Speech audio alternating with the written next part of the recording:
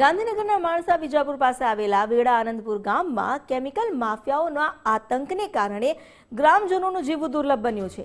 છેલ્લા 1.5 વર્ષથી અહીં આવેલી ફેક્ટરીઓમાંથી કેમિકલયુક્ત રાખ અને અતિશય પ્રદૂષિત હવા છોડવામાં આવી રહી છે, જેના પગલે ગામમાં અસ્થમા, શ્વાસ લેવામાં તકલીફ અને ટીબી જેવા ગંભીર રોગનો વ્યાપ ચિંતાજનક રીતે વધ્યો છે।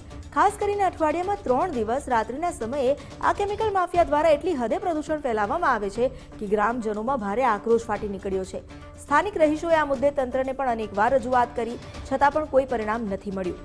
પોલ્યુશન કંટ્રોલ બોર્ડને ત્વરિત કડક પગલાં લેવા ગ્રામજનોએ વિનંતી કરી છે, જેથી પ્રદૂષણ ફેલાવતા આવા એકમ બંધ થાય અને નિર્દોષ ગ્રામજનોને શુદ્ધ હવા મળી શકે।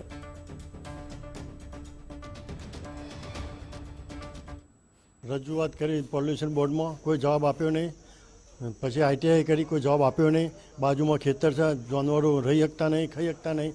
બાજુમાં કપાસને વાવેતર કરીએ છીએ તો કાળું મેચ રૂ થઈ જાય, કોઈ લેવાવાળું કે રૂ થતો નહીં। વેપારી અઠવાડિયામાં 3 થી 4 દિવસ, અને અડધી રાતે સાહેબ ચાલુ કરે, ઘર ઘમાટ અવાજ આવે, કોઈને ઊંઘવા બી નહીં મળતું। કાળી મેચ રજકણો, કાળું મેચ આવે ને રજકણો એવા। માણસા વિજાપુર પાસે આવેલું આનંદનગર વેડા ગામમાં કેમિકલ માફિયાઓનો ભયંકર ત્રાસ છે અને અહીંના લોકોને ટીબી, અસ્થમા અને શ્વાસ લેવામાં તકલીફ થાય તે રીતના કેમિકલ માફિયાઓ જે છે તે અઠવાડિયામાં 3 દિવસ આ વિસ્તારમાં જે કેમિકલ માફિયાઓની જે હવા અને ખાસ કરીને હવામાં પ્રદૂષણ કરતા જે કેમિકલ માફિયાઓ છે તેનાથી ગ્રામજનો ત્રાસ પુકારી ઉઠ્યા છે।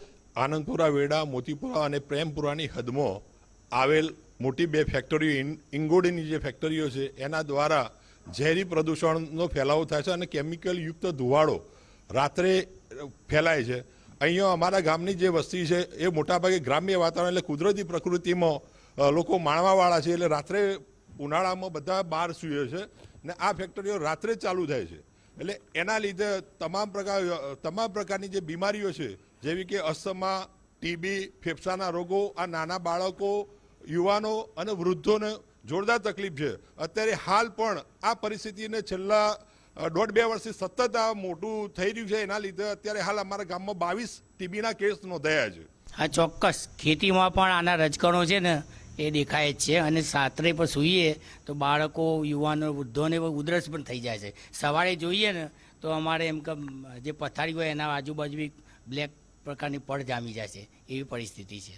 ખેતી ઉપર એટલી એની કાટની પતરીઓ ચોંટી જાય છે તે ઘાસચારો, લીલો ઘાસચારો પર જાનવર ખાતા નહીં। ખેત મજૂર લાવીએ તો શેકો ખોય છે, પછી અનાજ વાવીએ ઘઉં તો એની મજૂર પર વાઢવા આવતા નથી, કે જે કેટલો ધુવાળો મધ વાઢે છે તો કાળો મેસ ઉડે છે, મજૂર પણ ત્રાસી જશે।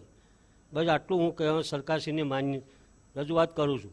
અગાઉ પણ માન્ય સરકારશ્રીને તથા પોલ્યુશન વિભાગ બોર્ડને અગાઉ 2જા મહિનામાં પણ લેખિત રજૂઆત કરેલી હતી। ત્યારબાદ તે 8 તારીખ સુધીના અંદર કદાચ એકાદ ટીમ આવી હોય તો એ ધ્યાનમાં નથી આવતું, પણ સરકારશ્રીને અમારે તો એટલું કહેવાનું થાય છે કે સરકારના ધારાધોરણ પ્રમાણે જે આવી ઇંગોટ મિલોને જે મંજૂરી આપેલી છે, પણ તેમની તમામ નિયમો તે રાતના 2 વાગ્યા પછી નેવે મૂકી દેતા હોય।